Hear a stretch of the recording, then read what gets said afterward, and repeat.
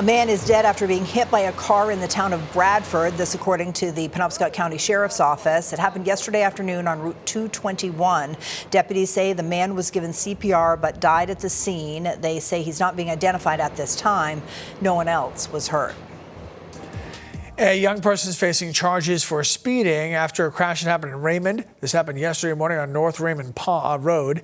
A juvenile driver from Portland tried to pass another car and the two vehicles ended up colliding. Police say that they were using a marked no passing lane. They say neither driver was badly injured and both cars, though, had significant damage. And police, of course, are still looking into what happened here. Joseph Shute will spend 55 years in prison for the murder of Alex Jackson. Jackson from Wyndham was reported missing in 2023. Shute was charged with murder nearly a year later, which is also when police found Jackson's body in a sand pit in New Hampshire. Shute was sentenced yesterday. He is also ordered to pay $5,000 to the Maine Victims Compensation Program and more than $7,000 to the Maine Warden Service.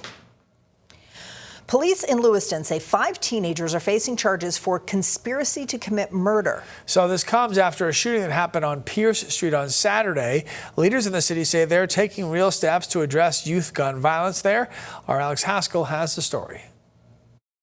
We're doing everything within our power and our control to, curb this violence. Lewiston Police Chief Carly Conley says her department is taking steps to combat youth gun violence in the city. Conley says 10 shootings so far this year have involved juveniles. We've really reallocated some of our shifts and hired extra patrols focused on specific areas or locations or individuals we believe to be responsible.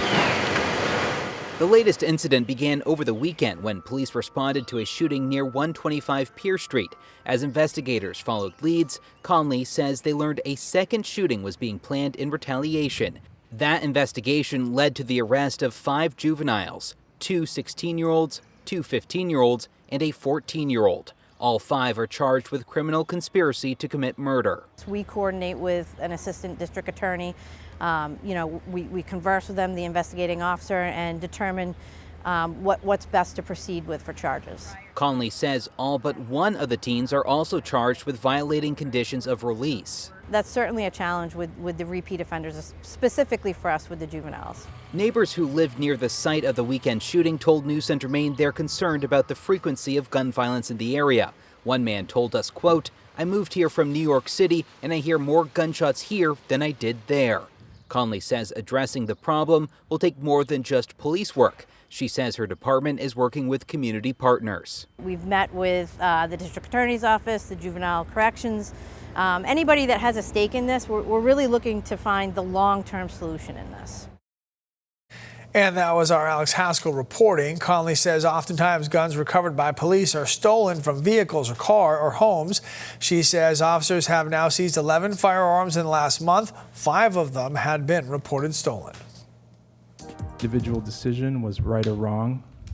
It is what standard, if any, is actually guiding which.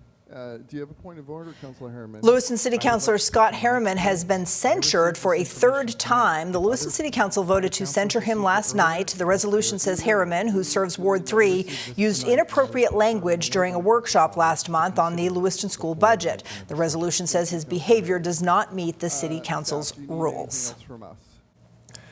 The Rainbow Pride flag crosswalk in downtown Bangor is being fixed after being defaced one day into June. That is Pride Month. Crews from Bangor Public Works gave the crosswalk a fresh coat of paint just last week. And then on Monday, the crosswalk was vandalized with tire marks and burnouts. Crews did paint over that damage yesterday. The crosswalk is near a memorial for Charlie Howard, who was a gay man who was killed in Bangor more than 40 years ago. Some people in the community say that vandalism is pretty disappointing. People don't respect other people's right to choose and be who they are, so they do stupid things, and it's so disrespectful. We've got enough manpower and enough paint and enough love and enough heart and enough time to just redo it. An official from the Bangor Police Department says that they are aware of the incident and they will continue to monitor that situation going forward.